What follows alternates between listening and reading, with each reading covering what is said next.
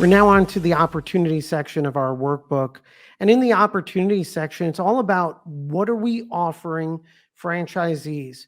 What are the objective factors that when we align them and you evaluate them next to your competition, you're a better opportunity than your competition within your industry and other industries. So in opportunity, we're going to get into the detail. What are your startup costs? What's the income potential? What's the ROI potential? What does your franchisee validation look like? And how are you positioning your brand for your perfect avatar franchisee? Yeah, and all brands have this information, but rarely do they hold it at their fingertips. And when you have it at your fingertips, now use it as an asset as you're telling your story. So we're going to dive into that in this section. Yeah, and one example, Nick, if you have on your website as a key feature your royalty rate, that's not an opportunity, and that's probably a mistake. So we'll dive into this section.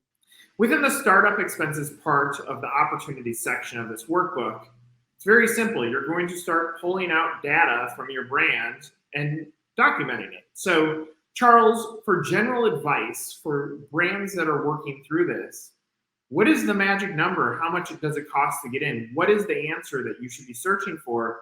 And how do you start creating the right story here? Well, item 7 is your estimated startup expenses.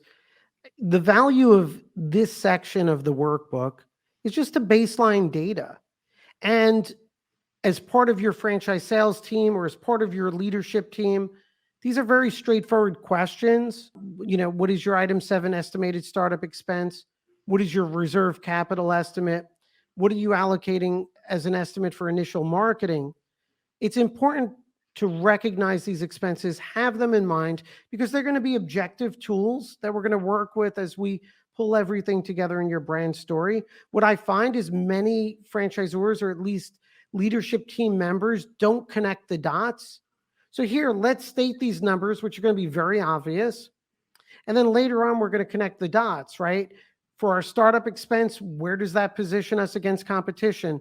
Reserve capital, are we leaving enough reserve capital to tell a story about success for the franchisees and what they're going to need?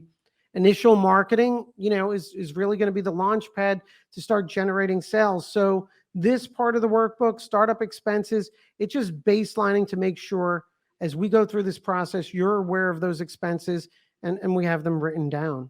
Also, flip on your brand marketing hat in this section as well, because if you're low cost, you can market that. If you're high cost, you can market that. This ends up being a qualifying tool for your business, that it starts putting you into a category of who is the persona that you're going after.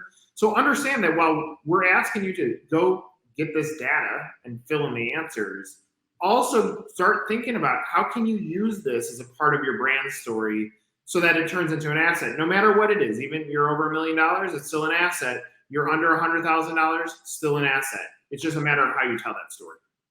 Right, and this will uncover, maybe you have a great ROI story, right? And then putting that marketing hat on that Nick advised, maybe your marketing opportunities and wins are outside your industry, and it's, you know, your real competition is more on estimated investment, has nothing to do with your industry. So that's what this section's designed to attack.